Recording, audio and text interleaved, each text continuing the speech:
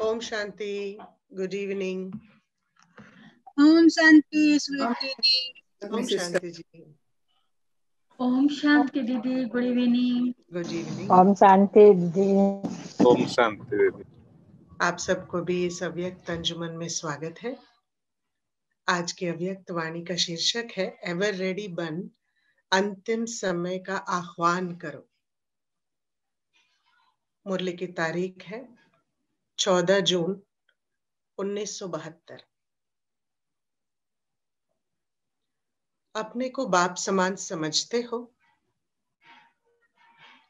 बाप समान स्थिति के समीप अपने को अनुभव करते हो? समान बनने में अब कितना अंतर बाकी रहा है? बहुत अंतर है, वह थोड़ा है। लक्ष्य तो सभी का यह है कि बाप समान बने, और बाप का लक्ष्य है कि बच्चे बाप से भी ऊंचे बने। अब प्रैक्टिकल में क्या है? बाप के समान सामना करने की शक्ति नहीं आई है।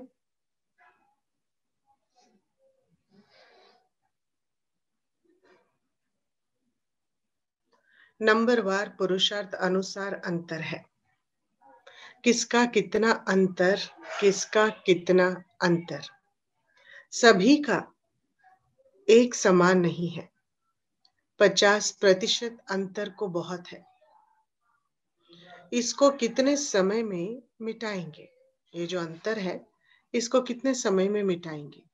अब तक बाप और बच्चों में इतना अंतर क्यों है? अपने को एवर रेडी समझते हो ना? तो एवर रेडी का अर्थ क्या है? एवर रेडी सदा समय का आह्वान करते हैं, माया को चैलेंज करते हैं और अंतिम समय का आह्वान करते हैं। जो एवर रेडी होते हैं उनके 3 गुण वो है सदा समय का आह्वान करते हैं, माया को चैलेंज करते हैं और अंतिम समय का आह्वान करते हैं। तो जो एवर रेडी होता है वह आह्वान करते हुए अपने को सदा तैयार भी रखते हैं।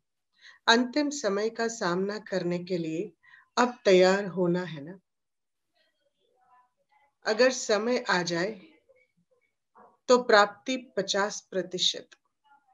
समानता की प्राप्ति क्या होगी? एवर रेडी अर्थात सदा अंतिम समय के लिए अपने को सर्वगुण संपन्न बनाने वाला। संपन्न तो होना है ना। गायन भी है, सर्वगुण संपन्न 16 कला संपूर्ण। तो एवर रेडी अर्थात संपन्न स्टेज ऐसा प्रैक्टिकल में हो जो सिर्फ एक कदम उठाने की देरी हो। एक कदम उठाने में कितना समय लगता है? इतना सिर्फ अंतर होना चाहिए। The difference should be as less as just one step. एक कदम उठाने में जितना समय लगता है उतना ही अंतर होना चाहिए। 1-2% कहाँ 1-2%, कहाँ 50% फर्क हुआ ना। ऐसा एवर रेडी व सर्वगुण संपन्न बाप के समान बनने के लिए बाप दादा द्वारा मुख्य 3 चीजें हर एक को मिली हुई है। उन तीनों की प्राप्ति है तो बाप समान बनने में कोई देरी नहीं लगती। वह 3 चीजें कौन सी है? बाप ने दी है, श्रीमत, समर्पण और सेवा। श्रीमत, समर्पण और सेवा। यह तो चलने व करने की बातें सुनाई, लेकिन देते क्या है? सेवा भी कर सकते हो, समर्पण भी हो सकते हो, लेकिन किसके आधार से? जन्म तो लिया, लेकिन दिया क्या? वर्षे में भी मुख्य क्या देते हैं? तो हर एक ने अपना बताया। बल रहस्य तो आ जाता है। सिर्फ स्पष्ट करने के लिए भिन्न रूप से सुनाया जाता है। पहले पहले क्या देते हैं? पहले पहले क्या देते हैं? सभी बाबा के चित्र को देखें, बाबा की आंखों में देखें, देखिए क्या मिल रहा है।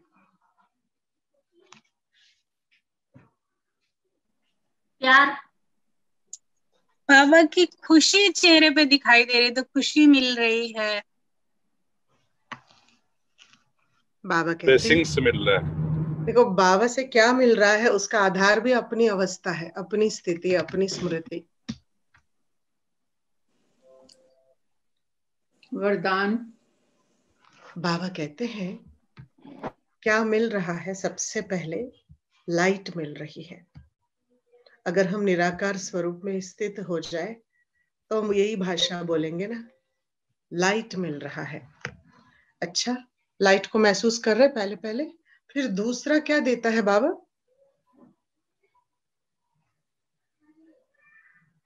एक तो महसूस भी कीजिए और दूसरा बाबा की माइट। माइट।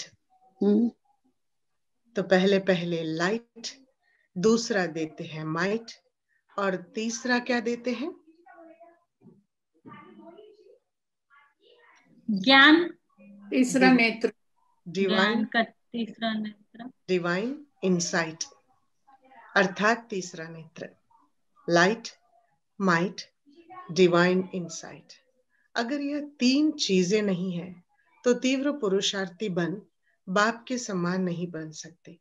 पहले तो जो आत्माएं बिल्कुल अज्ञान अंधेरे में आ चुकी है, उनको रोशनी अर्थात लाइट चाहिए, और लाइट के साथ फिर अगर माइट नहीं है तो लाइट के भी जो मदद लेनी चाहिए वह नहीं ले पाते। इस लाइट और माइट के साथ जो तीसरा नेत्र अर्थात डिवाइन इंसाइट देते हैं, उससे अपने पास्ट, प्रेजेंट और फ्यूचर तीनों ही कालों को व तीनों ही जीवन को जान सकते हो। जब ये तीनों ही चीजें प्राप्त होती है तब ही अपना बर्थ राइट प्राप्त कर सकते हो, अर्थात वर्षा प्राप्त कर सकते हो। तो पहले लाइट, फिर माइट और डिवाइन इंसाइट देते हैं। इस द्वारा ही अपने बर्थ राइट को पा सकते हो और राइट को जान सकते हो। राइट शब्द के भी दो अर्थ होते हैं। एक अर्थ है बर्थ राइट अर्थात वर्षा, और दूसरा राइट, और राइट और रॉन्ग की पहचान मिली है, इसलिए बाप को ट्रूथ कहा जाता है। एक है ट्रूथ और दूसरा है बर्थ राइट। ट्रूथ कहा जाता है अर्थात सत्य है, वह राइट है। सत्य की पहचान तब कर सकते जब यह तीनों चीजें प्राप्त हो जाती है।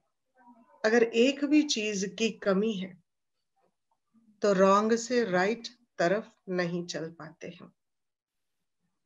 रोशनी होगी तब ही मार्ग को तय कर सकेंगे, नहीं तो अंधियारे में कैसे मार्ग तय कर सकेंगे? वह अपने पुरुषार्थ की स्पीड को तेज कैसे कर सकेंगे? जैसे देखो, इस पुरानी दुनिया में जब ब्लैकआउट होता है तो स्पीड को ढीला कर देते हैं, तेज स्पीड अलाउ नहीं करते हैं, क्योंकि एक्सीडेंट होने का डर रहता है। तो ऐसे ही अगर पूरी लाइट नहीं तो स्पीड को तीव्र नहीं कर सकते हो, स्पीड ढीली चलती रहेगी। साथ साथ माइट नहीं है तो क्या होगा?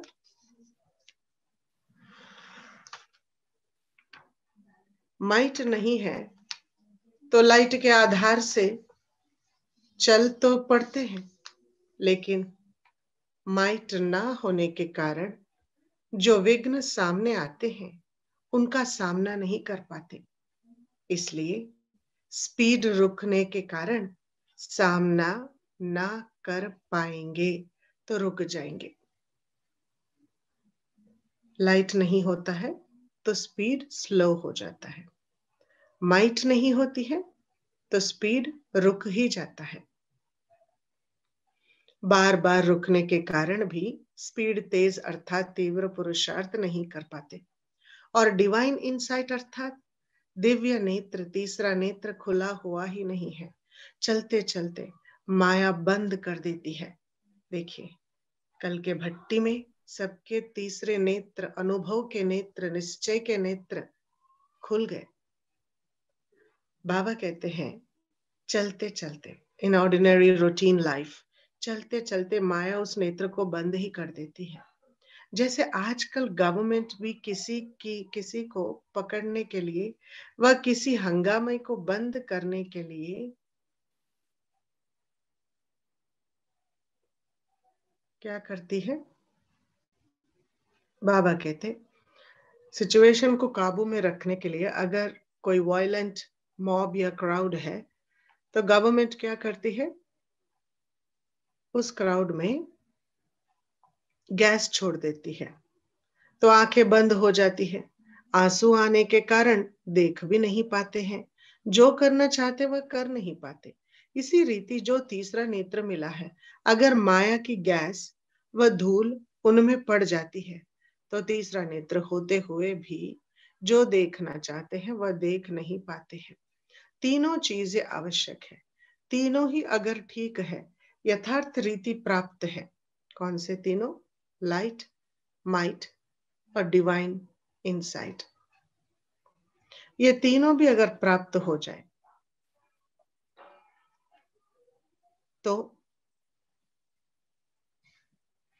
जो बाप ने दी है वैसे ही धारण कर रहे हैं, उसी आधार पर चल रहे हैं, तो कब भी रॉन्ग नहीं हो सकता है।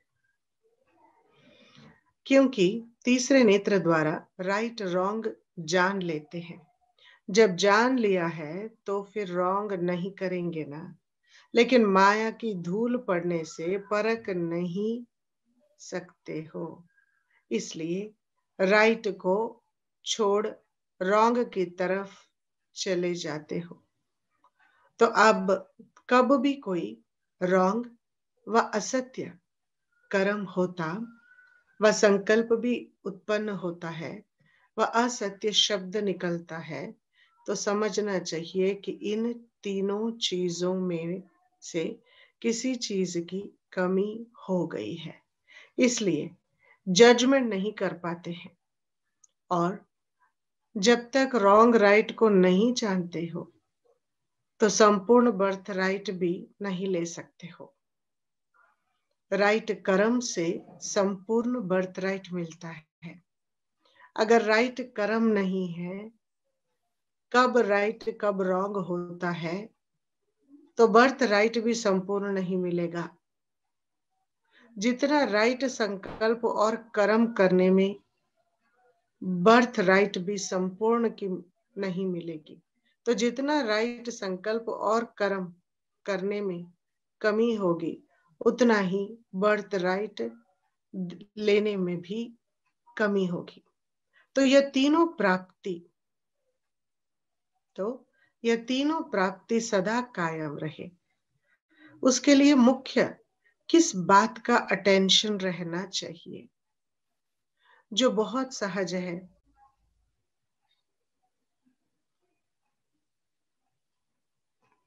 और सभी कर सकते हैं ना। रिवाइज कोर्स में भी वही सहज युक्ति बार बार रिवाइज हो रही है।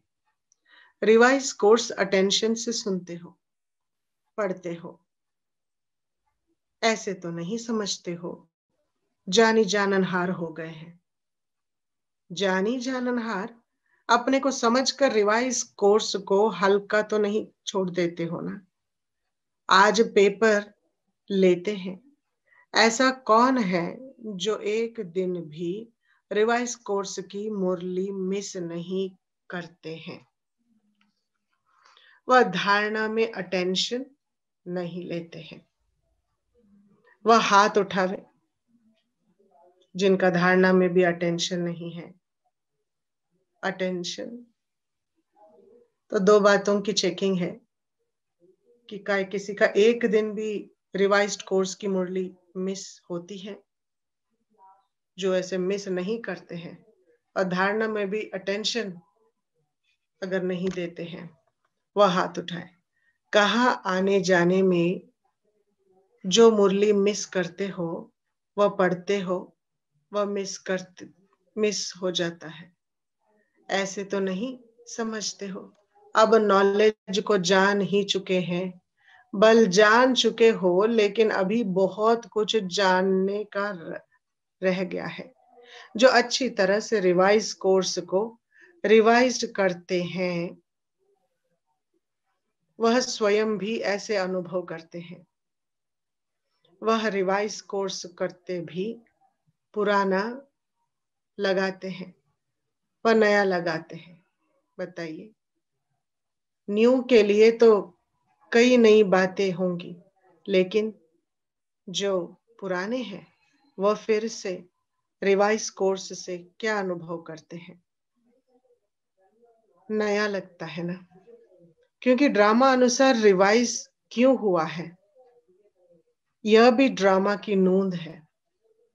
रिवाइज क्यों कराया जाता है? अटेंशन कम हो जाती है, स्मृति कम हो जाती है, क्योंकि अभी प्रैक्टिकल में नहीं आए हो। जितना सुना है, जितना सुनाते हो, उतना प्रैक्टिकल में पावर नहीं भरी है। इसलिए पावरफुल बनाने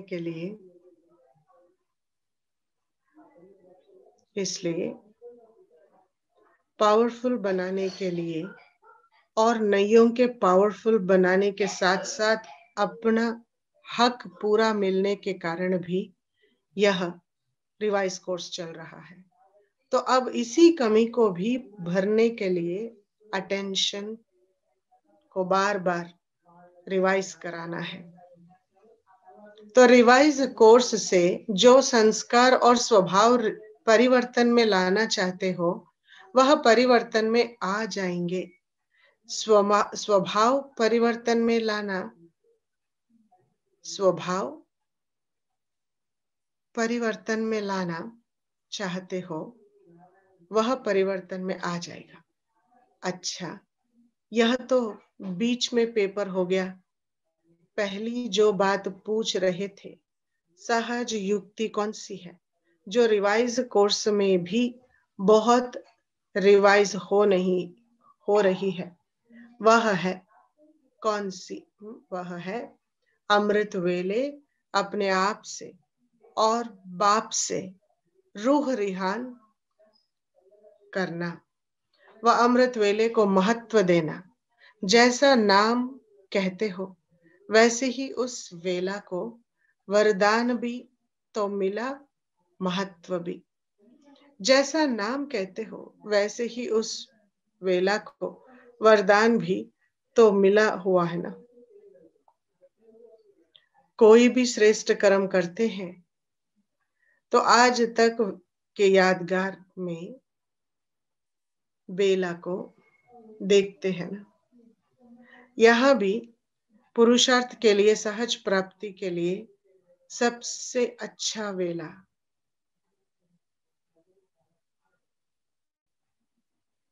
यहाँ भी पुरुषार्थ के लिए, सेवा के लिए, एनीथिंग टू इनिशिएट, क्या है सबसे अच्छी वेला?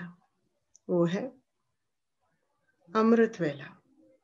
अमृत वेले के समय अपनी आत्मा को अमृत से भरपूर कर देने से सारा दिन कर्म भी ऐसे होंगे।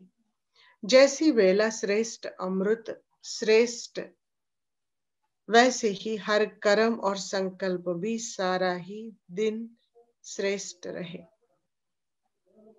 अगर इस श्रेष्ठ वेला को साधारण रीति से चला लेते हैं तो सारा दिन संकल्प और कर्म भी साधारण ही चलते हैं ना। तो ऐसे समझना चाहिए, यह अमृत वेला सारे दिन के समय का फाउंडेशन वेला है।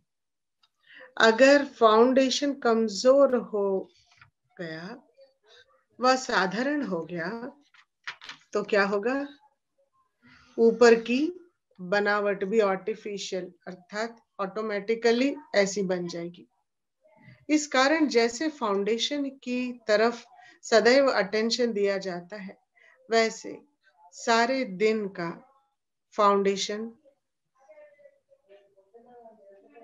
की तरफ सदैव हम सारे दिन की फाउंडेशन टाइम अमृत वेला है, उसका महत्व समझकर चलेंगे तो कर्म भी महत्व प्रमाण होगा। इसको ब्रह्म मुहूर्त भी क्यों कहते हैं? ब्रह्म मुहूर्त है वह ब्रह्मा मुहूर्त है, मुहूर्त है। ब्रह्मा मुहूर्त भी राइट है क्योंकि सभी ब्रह्मा समान नए दिन का आरंभ स्थापना करते हो, वह भी राइट है। लेकिन ब्रह्म मुहूर्त का अर्थ क्या है? उस समय का वायुमंडल ऐसा होता है जो आत्मा सहज ही ब्रह्म निवासी बनने का अनुभव कर सकती है। दूसरे समय में पुरुषार्थ करके आवाज से वायुमंडल से अपने को डिटैच करते हो, मेहनत करते हो, लेकिन उस समय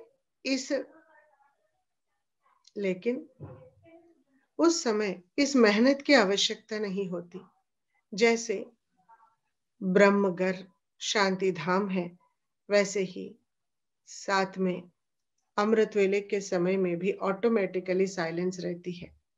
साइलेंस के कारण शांत स्वरूप की स्टेज व शांति ज्ञान का शांति धाम निवासी बनने की स्टेज को सहज ही धारण कर सकते हो। तो जो श्रीमत मिली हुई है, इसको ब्रह्म मुहूर्त के समय स्मृति में चलाएंगे, स्मृति में लाएंगे तो ब्रह्म मुहूर्त व अमृत वेले के समय स्मृति भी सहज आ जाएंगे। हर विजुअलाइजेशन अगर स्मृति में एक्टिव मोड पे रखेंगे तो परम धाम को विजुअलाइज करना, देखना बहुत सहज हो जाएगा। देखो, पढ़ाई पढ़ने वाले भी पढ़ाई को स्मृति में रखने के लिए इसी टाइम पढ़ने के लिए आते हैं। देखो, पढ़ाई पढ़ने वाले भी पढ़ाई को स्मृति में रखने के लिए इसी टाइम पढ़ने की कारोबारी कोशिश करते हैं, क्योंकि इसी समय सहज स्मृति रहती है। तो अपनी स्मृति को भी समर्थवान बनना है। बाबा उस स्मृति को भी समर्थवान बनाना है, वह स्वतः ही स्मृति स्वरूप बन जाना है। तो अमृत वेले की मदद से वह श्रीमत का पालन करने से सहज ही स्मृति को समर्थिवान बना सकती है, स्मृति को समर्थिवान बना सकती है। जैसे समय की वैल्यू है, इतनी इसी समय को वैल्यू देते हो। वह कब देते हो, कब नहीं देते हो, वैल्यू का तराजू कब नीचे कब ऊपर हो जाता है। जैसे श्रीमत है, उसी प्रमाण समय को पहचान और समय प्रमाण कर्तव्य किया तो बहुत सहज सर्व प्राप्ति कर सकते हो। फिर मेहनत से छूट जाएंगे। छूटना तो चाहते हो, तो उसके लिए जो साधन है उसको अपनाते जाओ। अच्छा, सदा लाइट हाउस और माइट हाउस बन करके चलने वाले, सदा आत्माओं को डिवाइन इंसाइट देने वाले ऐसे बच्चों को बाप दादा का याद प्यार और नमस्ते। हम रूहानी बच्चों की रूहानी बाप दादा को याद प्यार, गुड इवनिंग, गुड नाइट और नमस्ते।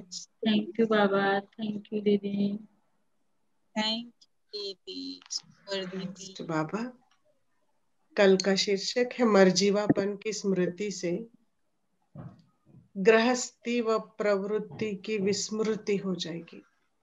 मर्जीवापन की स्मृति से गृहस्थी व प्रवृत्ति की विस्मृति। शीर्षक है 12 जुलाई 1972। आप गौर कर सकते हैं कि आजकल जो अव्यक्तवाणियां हैं वो हमको बाप समान बनने की इशारा दे रहा है। जो हमारा अव्यक्त मार्क्स का लक्ष्य है वो हमें जाने अनजाने में इस अव्यक्त मुरलियों में प्रेरणा मिल रही है। बाबा को याद करते हुए ओम ध्वनि उच्चारेंगे। सीधे बैठ जाइए पीठ को स्ट्रेट करके और ये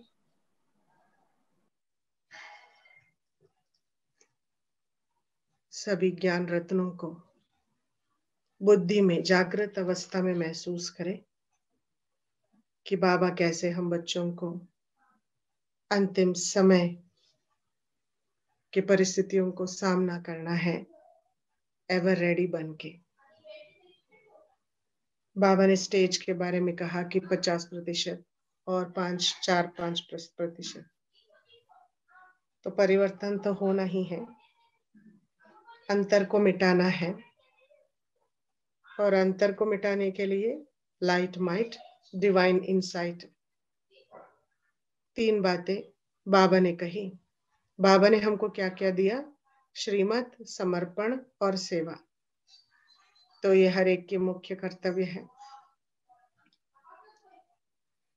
तो इस तरीके से सार रूप में बाबा ने अनेक गहरी बातों को समझाया। थैंक यू बाबा। लंबे से श्वास लीजिए।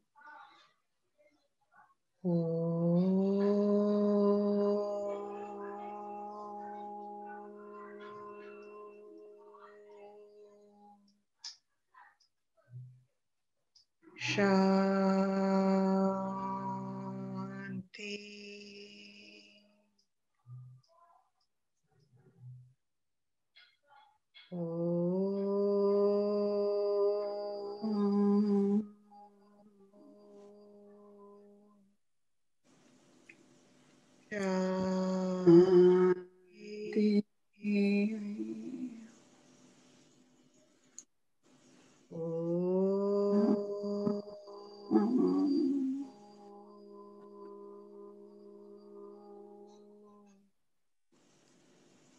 शांति।